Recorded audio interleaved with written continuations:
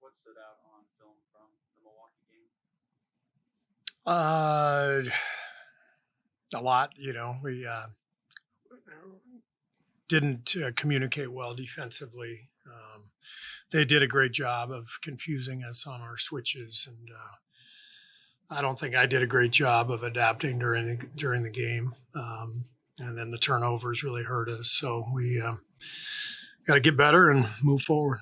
What do you have to clean up with regards to the turnovers? Spacing. I mean, the whole point of what we're trying to implement this year, which is slightly different from past years, is just to get to 5-out spacing more often. And it seemed like whenever we did, we were in great shape. I'm talking about in the flow of the game in transition. And then for us, when we get the ball to Jimmy, we have our ISO spacing. So those things have to be cleaner, and they have been for the most part, this year. But we ran into a lot of problems the other night. Was it something that Milwaukee did? Or? No, it was just us being trying too hard to make plays happen. We saw some mismatches, ran into the post, which would have been great, in 2005, but not anymore. You really have to keep that lane open, and it opens up a lot of possibilities for us, especially with Jimmy and JK driving and, hitting handback opportunities with Draymond on the perimeter. But we have to be especially good with our spacing with this, lineup that we're playing quite a bit right now with JK, Jimmy, Draymond. And so we watched a lot of that today in our film session, and I'm confident we'll clean it up. After the Milwaukee game, Draymond Green made sure to emphasize that all the guys on the roster are NBA players on every team. This Pacers team's been devastated by injury. So I was wondering, is there any unheralded guy on the Pacers that kind of stood out to you as you look at the film and study them?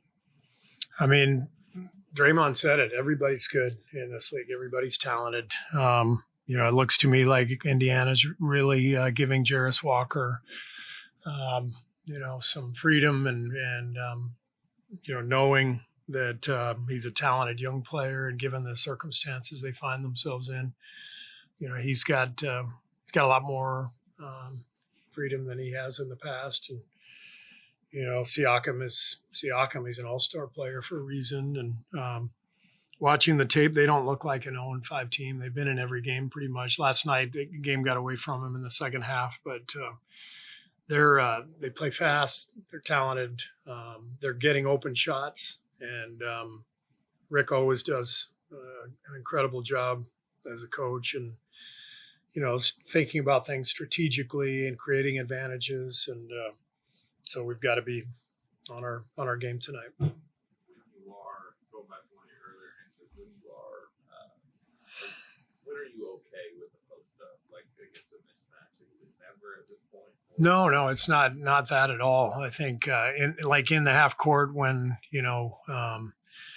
there's no flow. I mean, in transition, we can bury a guy in there. Yeah, let's throw it in.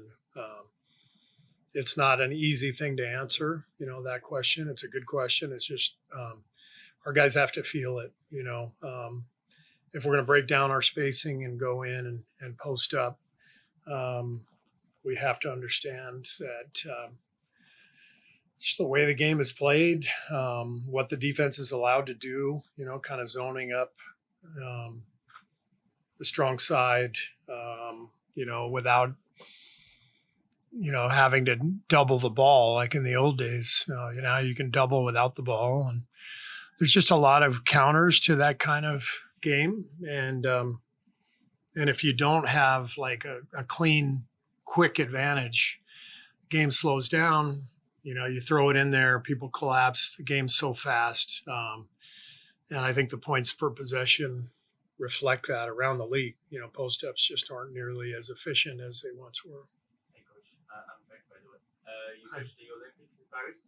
Did you brought any French words, and how did you like that experience in France? Je parle un peu de français.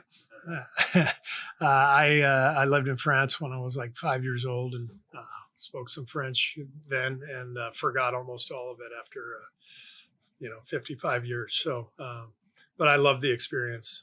Paris is one of my favorite places to visit. I was very lucky to have my Olympic year coaching in Paris. It was an incredible experience. You're going to be one of millions of people who are at work tonight because their favorite team is playing in the big. I don't even know what you're talking about, Nick. Yeah, Do you have anybody signed to beat you scores?